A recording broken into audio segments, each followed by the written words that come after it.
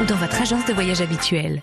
Éric Senet, directeur général du groupe Flams, mais également Noy et Wazawok, s'engage en politique à l'heure où la politique ne fait plus réellement envie. Qu'est-ce qui vous a poussé, vous, chef d'entreprise, à vous engager en politique ? Je te demande. En fait, je me suis toujours intéressé à la politique et c'est un petit peu comme il y a certaines personnes qui font une équipe de foot en étant tout le monde se sent un petit peu entraîneur, et donc là c'était un peu de dire je vais pas rester dans mon fauteuil, je vais pas rester dans une posture de critique, etc. Je vais y aller, enfin en tout cas je vais essayer d'y aller. Voilà. Alors vous vous êtes lancé au municipal. Exact. Maintenant vous êtes partant pour les départementales. Ça veut dire que vous vous lancez aujourd'hui vraiment dans une carrière politique ? Alors, non, c'est pas une carrière politique, justement, c'est ce que je veux défendre, c'est qu'on a besoin d'hommes et de femmes neufs pour pouvoir effectivement renouveler un petit peu le personnel politique. Et donc moi je suis de passage, je suis pas j'ai fait des choses avant, je ferai des choses pendant et je ferai des choses, j'espère, après. On a beaucoup critiqué les gouvernements où il n'y a jamais de chef d'entreprise. Est-ce que justement vous pensez amener quelque chose de spécifique dans les assemblées dans lesquelles vous siégez ? Oui, j'irai même un peu plus loin. Il n'y a pas seulement un manque de chefs d'entreprise, mais il y a un manque de personnes de la société civile, que ça soit effectivement des salariés, des ouvriers. C'est pas tellement un problème de patron, c'est juste à un moment donné que ça peut pas être réservé uniquement à des fonctionnaires et qu'il faut effectivement que tout le monde se sente représenté. Donc, je peux amener quelque chose par une forme entre guillemets de diversité, par le fait que je corresponds pas tout à fait au profil des gens qui font actuellement de la politique et en tout cas de ceux qui en font un métier. Est-ce qu'il y a une vraie méconnaissance de la vie réelle et de celle des entreprises en particulier chez les hommes politiques ? Ça, je vous le confirme, une méconnaissance très forte, trop forte, puisque effectivement, il y a comme il y a des gens dont c'est le métier.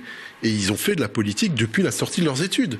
Donc à un moment donné, ils n'ont aucune vision, enfin en tout cas de l'entreprise, vu l'entreprise. Alors je prétends pas que la vision de l'entreprise soit la seule, mais c'est une vision. Moi aussi j'apprends des choses en faisant de la politique, mais faire que de la politique, c'est probablement pas une bonne chose pour nos concitoyens. À l'inverse, vous avez dit que faire de la politique, c'est un métier. Et c'est un métier que vous ne connaissez pas. Oui. C'est un métier que vous devez aujourd'hui apprendre. Oui, et j'apprends. J'ai appris, par exemple, à faire des mariages. Voilà, il y a des choses. Vous êtes conseiller municipal, hein ? Je suis conseiller municipal à Strasbourg. Voilà. C'est ça. Et donc, voilà, j'apprends les choses. J'ai une réunion sur le protocole, enfin des choses comme ça. Je regarde le fonctionnement, les budgets. C'est pas la même chose dans une collectivité. Donc, je considère en phase d'apprentissage. Est-ce qu'on peut aujourd'hui gérer une collectivité comme on gère une entreprise ? Non, probablement pas. Mais qu'est-ce qui fait la différence ? Qu'est-ce qui change ? Qu'est-ce qui n'est pas faisable de la même façon ? Alors, je sais pas ce qui est pas faisable, mais en tout cas, il y a des particularités qui font que, à un moment donné, dans une entreprise, il y a un processus de décision qui est parfaitement clair et identifié. C'est pas forcément le même dans les collectivités. En revanche, les qualités qui sont utiles dans les entreprises de bonne gestion sont probablement utiles dans les collectivités, quelles qu'elles soient. Quelle est votre ambition aujourd'hui ? Vous allez au départemental. Votre ambition, évidemment, c'est de passer, c'est de gagner.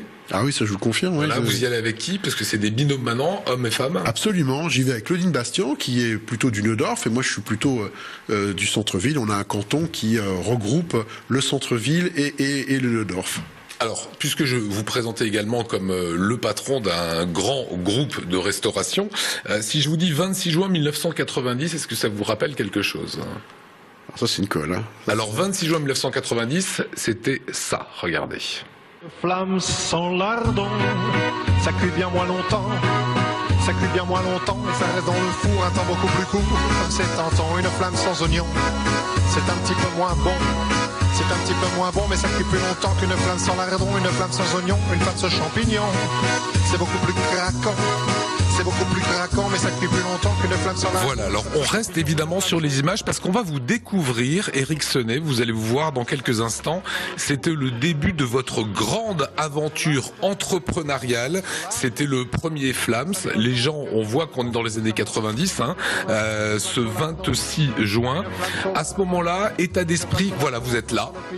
On vient de vous voir. État d'esprit à ce moment-là, Éric, quand vous lancez dans les affaires. En tout cas, je vois que je suis nettement plus jeune et beaucoup moins fort.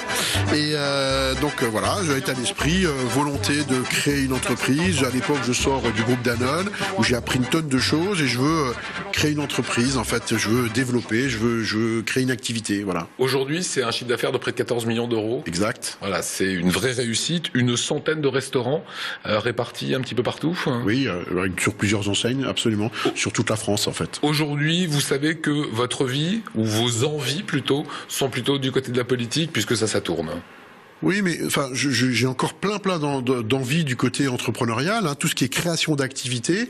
Et donc, encore une fois, moi, je vais pas faire de la politique et faire que ça. Je conçois pas la politique comme une activité qui soit pour toute la vie. Je pense qu'il faut passer, il faut laisser la place à d'autres, il faut apporter ce qu'on a apporté, ce que je vais essayer de faire. Si les électeurs le souhaitent, bien entendu, hein, ça c'est les gens qui décident, hein, je veux dire. En tout cas, vous avez envie et ça se sent. Oui.